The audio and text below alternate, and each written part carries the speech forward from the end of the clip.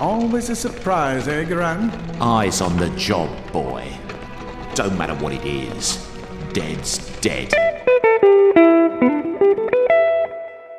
Hello everybody, welcome back to Theje's Catalog, where I peruse my Steam library and play something in whatever order I damn well please. What I'm reviewing today is Kingdoms of Amalur: Reckoning. For a little bit of backstory, this game has been lying in wait ever since I started this series. Every time an episode was published, Kingdoms of Amalur was one step closer to being played.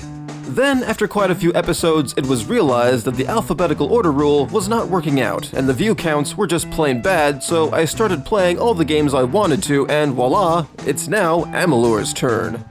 The story in Kingdoms of Amalur is kept simple because it's about the mystery of you. In a world where fate can be magically deciphered, you are a resurrected anomaly with no memory of your previous life, and your destiny cannot be decoded. In your exemption from all things predestined, you can freely start to be a slave to everyone who needs their dirty laundry handled. In return for doing these side quests, your character matures, and you get new shit that lets you take more shit, dish out more shit, or shit on your enemies in new and exciting ways. I'm being a little facetious here because yes, you get new stuff because duh, it's an RPG, but Amalur could have used a few more designs for weapons and armor. For the 40 hours that were devoted to this game, about 75% of that time was spent running around in all green armor. When new things were acquired, they were also mostly green. And then when one mismatching color piece was equipped, OCD episodes were totally a thing.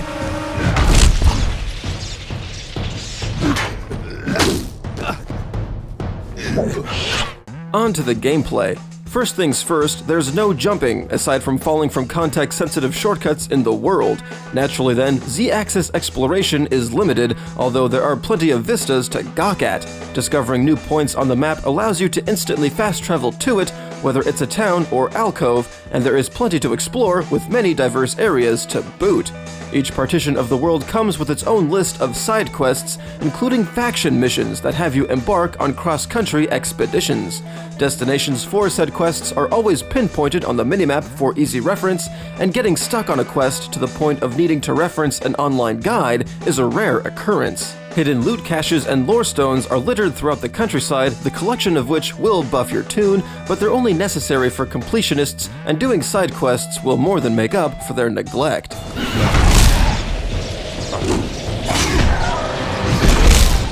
The combat in Amalur is very fun and frequently challenging. It's easy to be overwhelmed by the sheer number of combatants, but special moves help to thin enemy ranks. An interesting timing mechanic is also thrown into the mix, allowing precision button pressing to replace heedless tumbling during a skirmish.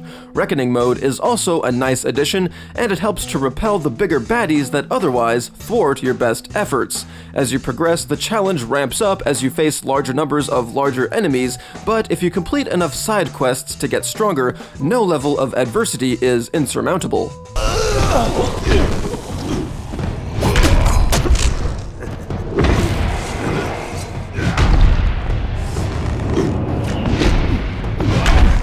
What gets in the way mostly is the camera system. It takes a few seconds to zoom out when a fight starts, preventing you from finding your bearings, allowing for flanking foes to get away with some cheap shots. The inventory and loot system in Amalur is rather different and takes some getting used to. You can only carry so much stuff, so learning how to manage the junk system is important, especially since fast travel makes trips to the merchant pretty damn quick. When you've gotten the hang of it, your inventory will stay organized and selling useless loot will be easy and lucrative. The music in Amalur is the atypical sweeping orchestral score.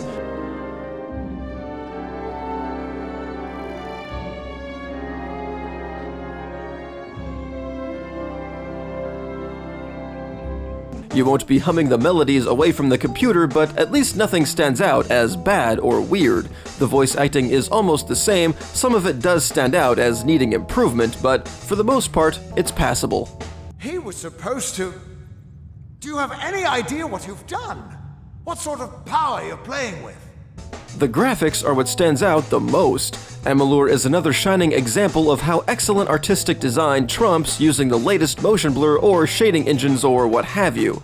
Granted, it might have used the best available resources of the Xbox 360 or PS3, the textures, color palette, and sheer expanse of the world allow this game to withstand the test of time. Since the developer house went kaput shortly after the release of the DLC, minor inconveniences that need not be present are, well, still present, like the fact that Amalur really doesn't like my Xbox One controller and reduces the frame rate when it's in use, and I found one Z-axis related bug that was nothing more than an annoyance resolved by fast traveling. Other than that, I'm seriously impressed by how well this game performs, and really the only gripe I have is the lazy camera.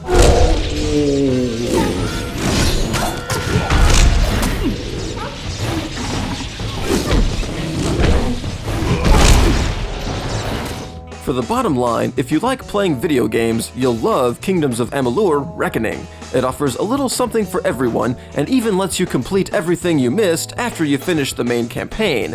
It's definitely worth the $20 asking price on Steam, but it does go on heavy sale a few times during the year. In conclusion, buy it. This has been a review of Kingdoms of Amalur: Reckoning here on Theje's catalog. Go ahead and thumbs me up, share this video, and subscribe. Thanks for watching, and you guys, have a good night.